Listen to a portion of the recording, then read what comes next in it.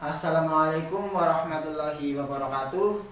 Bagaimana dengan kabar-kabar anak-anakku sekalian kelas 8D? Ya, Bapak harap semoga semuanya baik-baik saja ya.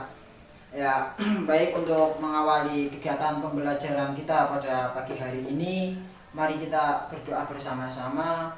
Berdoa dimulai.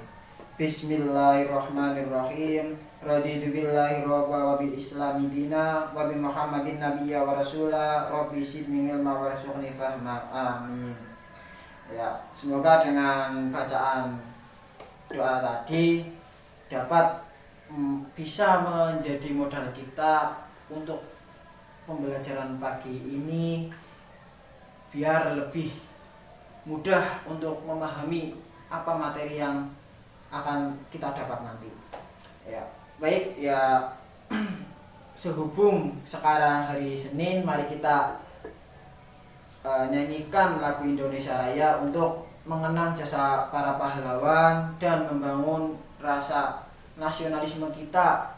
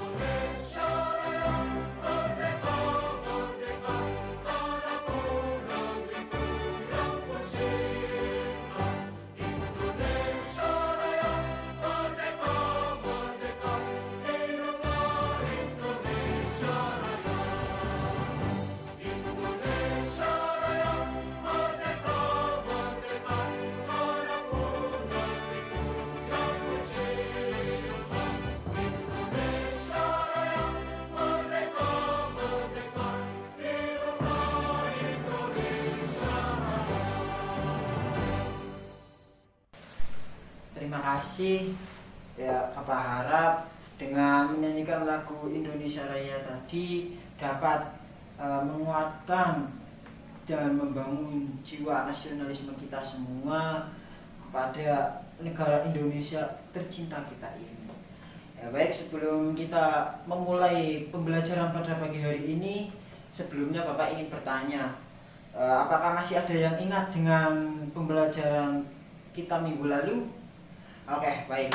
Untuk pembelajaran minggu lalu kita telah mempelajari tentang adab-adab sholat dan zikir. Untuk pertemuan kali ini kita akan mempelajari tentang ku berbagi infak dengan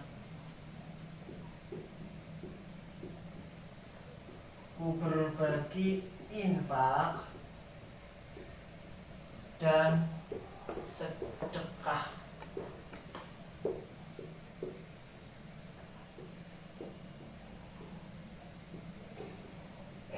Ya, bisa kebaca ya anak-anak? Ya, ini jadi kita untuk pertemuan kali ini kita akan mempelajari tentang ku berbagi infak dan sedekah dengan ikhlas. Ya, untuk anak-anakku silakan semuanya dibuka ya buku pelajarannya halaman 22. Ya, jadi infak dan sedekah itu hampir sama, cuma beda nama dan penyebutan. Tetapi perlu digarisbawah bahwasanya infak dan sedekah itu memberi, zakat juga memberi, tetapi itu sangatlah berbeda. Bedanya di mana? Yaitu zakat, infak atau sedekah itu memberi harta yang kita punya tanpa ada batasan dan ketentuan-ketentuan tertentu.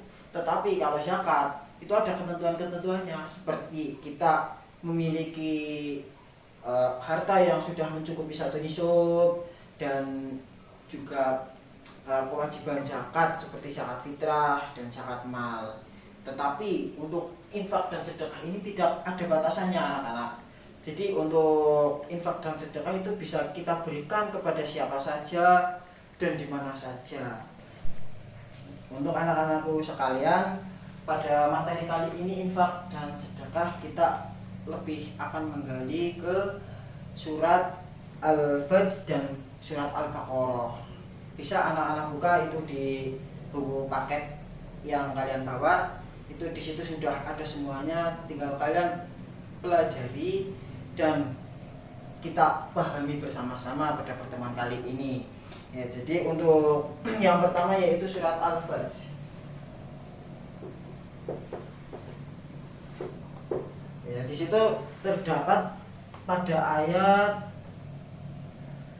15 sampai 18. Surat Al-Fajr ini adalah surat yang ke-86 pada Al-Quran. Ya, surat Al-Fajr itu diturunkan di kota Mekah. Kenapa diturunkan di kota Mekah? Ya karena pada saat itu yang kita ketahui bahwa pada masa Nabi Muhammad SAW, Mekah itu masih memiliki karakter-karakter dan akhlak-akhlak yang masih kurang baik, yaitu seperti masih banyak yang berjudi, minum-minuman, dan belum mengerti apa itu tauhid. Orang-orang Mekah pada saat itu mayoritas berprofesi sebagai pedagang dan berpikir transaksional. Ya, jadi mereka lebih berprinsip itu antara untung dan rugi, dan mereka itu menganggap rugi bahwa bila mana harta mereka tersebut itu disisihkan atau diberikan untuk membantu orang-orang di sekitar mereka. Ya seperti pada saat itu kan berdirinya kerajaan Firaun. Ya maka diturunkanlah surat tersebut untuk mengingatkan para pengikut Firaun itu bahwasanya Allah lah itu yang maha pemberi rezeki. Untuk isi kandungan ayat surat Al-Fajr pada ayat 15 sampai 18 itu ada 3 ya anak-anak. Yang pertama yaitu mereka beranggapan bahwa rezeki yang diberikan oleh Allah itu sebuah anugerah. Ya emang itu sebuah anugerah buat kita, tetapi bahwasanya perlu kita ketahui rezeki itu adalah seperti cobaan. Apabila kita diberi banyak rezeki, pasti kita akan lalai dengan siapa yang memberi rezeki. Padahal yang memberi rezeki itu adalah Allah. Tetapi bila mana kita sedang mendapatkan banyak rezeki, kita pasti kebanyakan orang akan lalai dan menganggap bahwa kita sedang tidak mendapatkan rezeki atau mendapat rezeki sedikit. Kita berpikir bahwa Allah itu pelit sama kita. Tetapi itu tidak. Itu hanya untuk mengingatkan kita bila mana saat kita mendapatkan rezeki banyak, kita harus bersyukur, dan apabila kita sedang mendapatkan sedikit rezeki, kita harus bersabar. Yang kedua yaitu anak yatim. Jadi untuk ayat 15 sampai 18 tersebut itu mengandung tentang anak yatim. Ya, di situ juga dikuatkan oleh hadis Ibnu Majah dari Abi Hurairah Rasulullah SAW. Ya, itu menyampaikan dalam hadis tersebut bahwasanya siapa saja orang yang mau memberi makan atau membantu anak-anak yatim, kelak di akhirat itu akan bersama dengan baginda Rasulullah SAW, dan itu sudah dijanjikan sendiri oleh beliau dengan hadis tersebut. Yang ketiga yaitu membiayai atau merawat orang anak-anak yatim dan memberi orang-orang miskin di sekitar kita. Dan pada isi kandungan yang ketiga itu lebih titik beratkan. Jadi apabila kita memberi makan anak yatim dan memberi makan orang-orang miskin di sekitar kita, kita akan diangkat derajatnya lebih tinggi. Sebaliknya juga apabila kita tidak memberi makan orang yatim atau memberi makan orang-orang miskin di sekitar kita, kita sama saja dengan dusta agama. Ya, baik untuk kandungan surat Al-Fajr mungkin seperti itu, dan yang selanjutnya yaitu surat Al-Baqarah ya.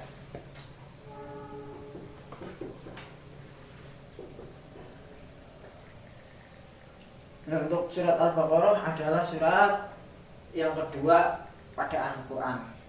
Ya, untuk surat Al-Baqarah ini itu diturunkan di Madinah. Kalau tadi ini di Mekah, kalau Al-Baqarah itu di Madinah.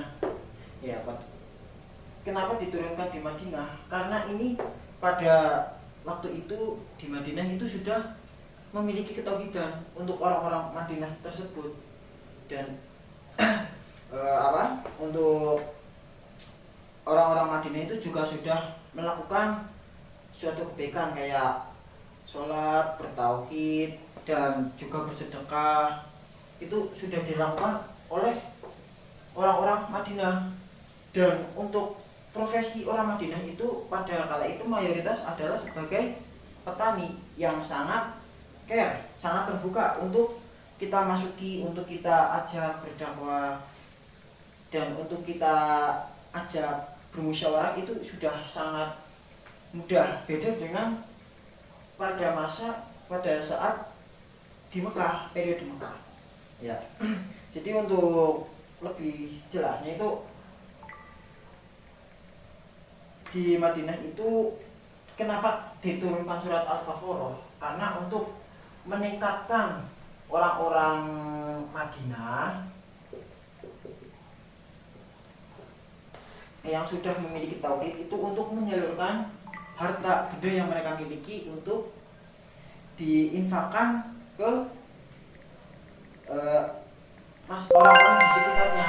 Ya, baik, jadi untuk garis besarnya itu yaitu kalau surat Al-Fajr itu untuk mengingatkan orang-orang Mekah pada saat itu untuk bertakwa kepada Allah Subhanahu wa taala.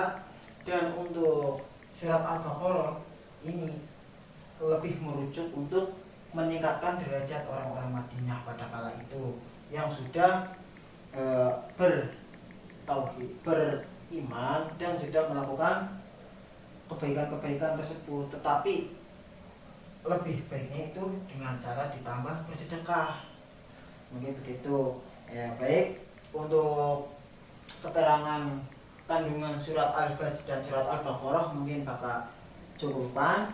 Itu Bapak sudah kirim soal tentang kandungan Al-Fajr dan Al-Baqarah, silakan dikerjakan. Oh ya, untuk kelompoknya itu urut absen saja dari 1 sampai 5 dan seterusnya, itu silakan dikerjakan, nanti dikirim lewat grup WA ya. Bapak tunggu ya. Silakan bisa dapat dikerjakan dengan teman-teman secara online. Ya, ini udah ada yang masuk beberapa kelompok ya. Ini masih kurang 1 kelompok ya, kelompok 3 itu ya. Ini untuk kelompok 1, 2 itu sudah bagus, tetapi ini kelompok 3 sama 4 itu masih ada kekurangan sedikit tentang kandungan pada surat Al-Fajr. Itu masih kurang menguasai untuk kelompok 3 dan 4, itu masih kurang. Jadi nanti bisa dikerjakan ulang ya untuk remedial. Dan sebelum itu Bapak akan ngasih pekerjaan rumah untuk kalian semua. Itu nanti mengerjakan di buku paket halaman 29 Abjad dan Isyan. Itu silakan nanti dikerjakan dan dikumpulkan minggu depan sambil untuk pertemuan selanjutnya. Ya, baik. Eh, Mungkin itu yang dapat Bapak sampaikan. Ya, sebelum Bapak tutup, untuk pembelajaran kali ini gimana? Menyenangkan kan? Ya, jadi untuk pembelajaran tentang Al-Quran hadis itu tidak perlu kita sepaneng memikirkan isi-isi Al-Quran itu enggak, tetapi itu hanya kita mengambil garis besarnya saja. Ya, mungkin itu dari Bapak ya dapat Bapak simpulkan bahwasanya kita lebih perbanyak infak dan sedekah, yaitu dengan ikhlas, dengan cara ikhlas, jangan grundel di belakang ya. Nanti kalau ada rasa kurang ikhlas itu nanti para infak dan sedekah yang kita berikan itu bakal sia-sia. Ya, mungkin itu saja dari Bapak, karena waktunya sudah cukup ya, sudah cukup siang ini, nanti dilanjut dengan pelajaran yang selanjutnya. Bapak cukupkan di sini. Banyak kesalahan dari awal sampai akhir, Bapak mohon maaf yang seterus-terusnya. Oh ya, untuk absen nanti bisa absen di Google Form, nanti Bapak kirim linknya setelah pembelajaran ini. Ya, untuk mengakhiri pembelajaran kali ini, mari kita ucapkan alhamdulillah bersama-sama. Alhamdulillahirobbilalamin. Ya, mungkin cukup sekian dari Bapak. Akhir kata, wassalamualaikum warahmatullahi wabarakatuh.